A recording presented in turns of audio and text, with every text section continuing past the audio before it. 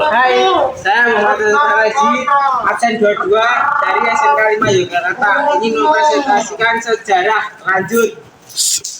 Perkenalkan, saya Deva Rasotpa Hendra Tamidani. Saya nomor absen 10 dan saya sudah akan mempresentasikan sejarah.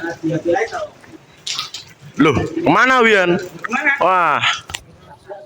Hai, saya Muhammad Rizky Rafindo Dwi Pratama dari SMK 5 Yogyakarta. Di sini juga saya akan mempresentasikan sejarah yang dari Kerajaan Aceh.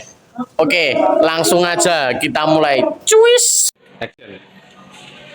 Halo kawan-kawan, kami dari kelompok Kerajaan Aceh. Kami akan menceritakan bagaimana deretan sejarah Kerajaan Aceh. Mulai dari masa. Kerajaan Aceh adalah kerajaan Islam yang didirikan oleh Sultan Ali Muhyid Syah pada 1496 Masehi. Dan kerajaan ini runtuh pada tahun 1904 karena Belanda berhasil menaklukkan Aceh. Setelah ini kita akan beranjak ke part berikutnya, yaitu tokoh sekitar. Tokoh pertama adalah Sultan Ali Muhyid Syah. Masa pemerintahannya 1496 sampai 1528 Masehi. Pendiri kerajaan Aceh pada tahun 1496 Masehi, ia membangun kerajaan besar dan kuat dengan membentuk angkatan darat dan angkatan laut yang kuat, melakukan perluasan ke beberapa daerah di Sumatera Utara, juga melakukan serangan terhadap bangsa Portugis di Malang. Action. Woi, sini woi, kamera di sini woi. Oh iya. Sorry. Tokoh yang kedua adalah Sultan Salahuddin. Masa pemerintahannya 1528 sampai 1537 Masehi. Selama menduduki tahta, Sultan Salahuddin tidak memedulikan pemerintahan kerajaannya. Hal ini membuat keadaan kerajaan goyah dan mengalami kemerosotan yang tajam. Action. Sultan yang ketiga adalah Sultan Alauddin Riayat Syah Al-Kahar. Masa pemerintahannya 1537 sampai 1568 Masehi. Sultan Alauddin Riayat Syah Al-Kahar namanya dikenal sebagai Sultan Aceh yang berhasil menjalin hubungan diplomatik dengan Kesultanan Turki Ottoman. Untuk melawan Portugis, Alauddin Riayat Syah Al-Kahar mengirim utusan ke Turki dengan membawa banyak hadiah. Utusan diminta menemui Sultan Sulaiman Agung dan memohon bantuan untuk melawan Portugis. Sultan Turki Ottoman mengirimkan pembuat senjata dan prajurit untuk melawan Portugis. Aku yang baca. Loh, lah iya. Lupa. Action bro.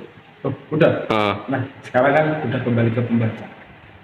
Nah, Sultan yang keempat atau tokoh yang keempat itu ada Sultan Iskandar Muda yang mengambil masa pemerintahan dari 1607 sampai dengan 1636 Masehi. Pemimpin kerajaan Aceh pada masa puncak kejayaannya. Di bawah kepemimpinannya, Aceh berhasil menaklukkan Pahang, sumber timah utama, dan melakukan penyerangan terhadap Portugis di Malaka. Melakukan penyerangan terhadap kerajaan-kerajaan yang ada di Semenanjung Melayu. Tokoh yang kelima adalah tokoh Dr. Snodgrass. Dr. Snodgrass adalah orientalis berkebangsaan Belanda yang paham tentang agama Islam dan mempunyai pengalaman bergaul dengan orang-orang Aceh selama di Mekah. Ia terjun ke tengah-tengah masyarakat Aceh dan diberi tugas memecahkan kesulitan-kesulitan yang dihadapi Belanda dalam menaklukkan Aceh. Selama menyamar di Aceh, nama samaran Dr. Snodgrass ini adalah Abdul Ghaffar. Oke, tokoh terakhir adalah Sultan Alauddin Mansur yang menjabat pemerintahan dari 1579 sampai 1585 Masehi. Pada masa kepemimpinannya, Sultan Alauddin Mansur Syah harus dihadapkan oleh kerajaan Johor yang ingin menyerang Aceh. Waktu yang genting sekaligus krisis dinasti dalam masalah internal Aceh membuat Sultan Alauddin Mansur Syekh tidak bisa membendung serangan dari luar. Hal ini mengakibatkan kekalahan yang dialami serta armada Aceh yang berhasil dihancurkan Portugis di hadapan Kedah.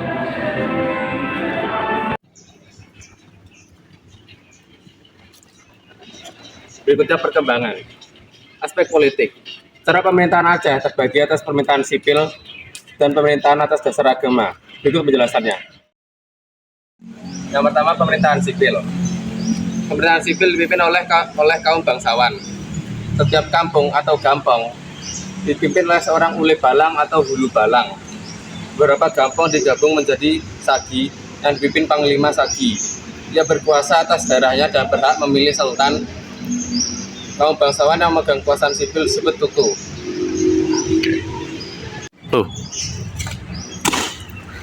Yang kedua, pemerintahan atas dasar agama. Pemerintahan atas dasar agama dilakukan dengan menyebutkan pantatku sakit. Yang kedua adalah pemerintahan atas dasar agama. Pemerintahan atas dasar agama dilakukan dengan menyatukan beberapa kampung dengan sebuah masjid yang disebut mukim. Kepala tiap-tiap mukim disebut imam. Kaum ulama yang berkuasa dalam bidang keagamaan disebut tungku. Mas, berdiri mas. Oh ya. Selanjutnya adalah aspek ekonomi. Setelah Sultan Ibrahim menaklukkan Pedir yang kaya lada putih, Aceh bertambah makmur dengan kekayaan melimpah. Aceh mampu membangun angkatan bersenjata yang kuat. Kerajaan Aceh mampu mencapai masa kejayaan pada masa pemerintahan Sultan Iskandar Muda. Dari daerah taklukan diperoleh lada dan emas, sehingga Aceh menjadi sumber komoditas lada dan emas. Oke. Mas, lanjut aja mas, langsung mas. Oh iya ya. Selanjutnya adalah aspek sosial. Peta Aceh strategis menjadi faktor penyebab perdagangan maju pesat.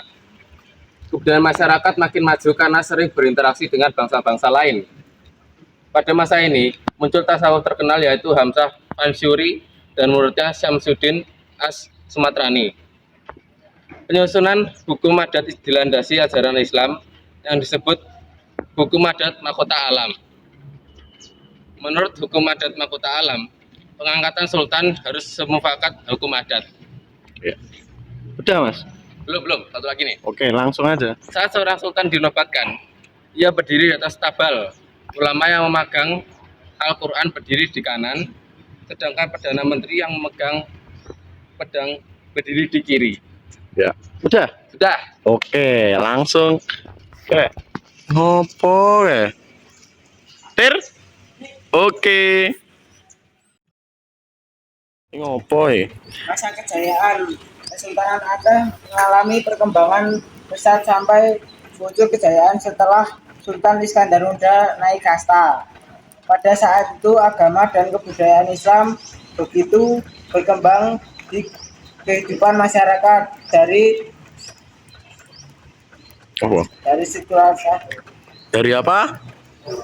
situlah Aceh Nah, mendapat julukan sebagai daerah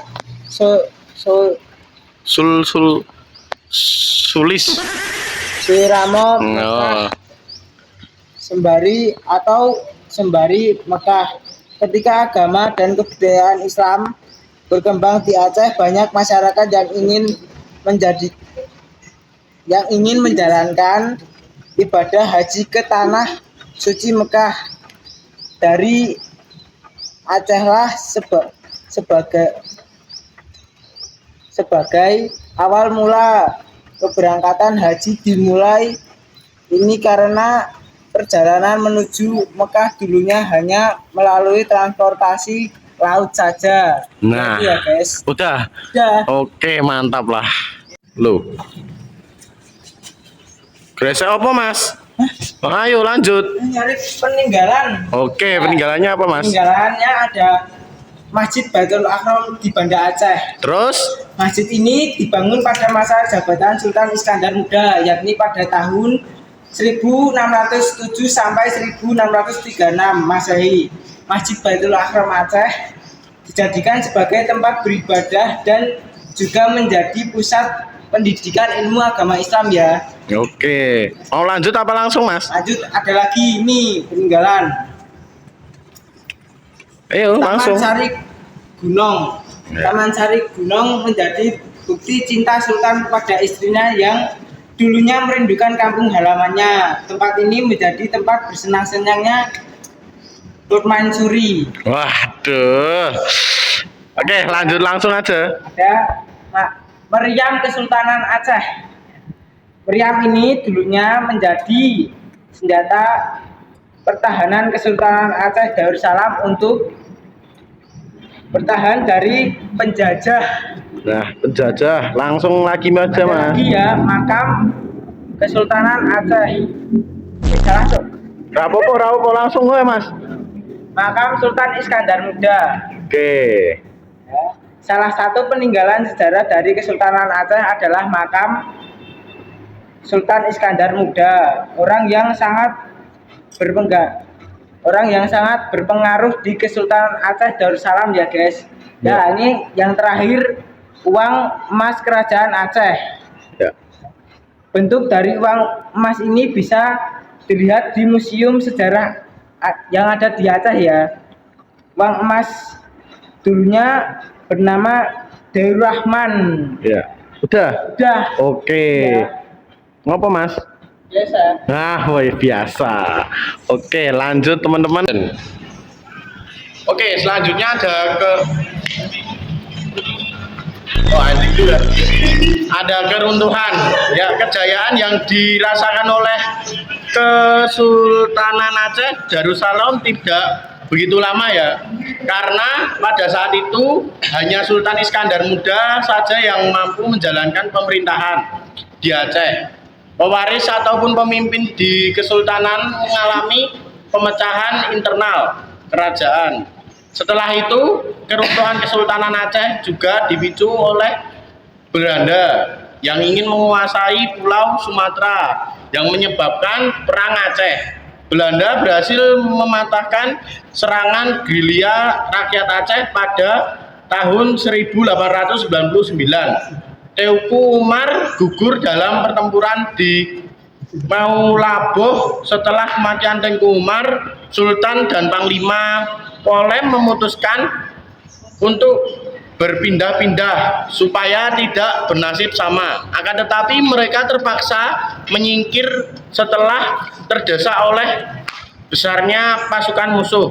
Pada 1903 Sultan Alauddin Muhammad Daud Syah dan Panglima Polem juga menyerah setelah tertekan yang bertubi-tubi. Peristiwa ini membuka jalan bagi pemerintah Belanda untuk menanamkan kekuasaan di seluruh wilayah Kesultanan Aceh. Pada akhirnya Kesultanan ini runtuh sejak tahun 1904. Oke, itu ya semua dari apa Presentasi kita. Nah, Lalu kita lanjut besok. ya terima kasih yang sudah mendengarkan. Dasar ya kesendet-sendet. Yes.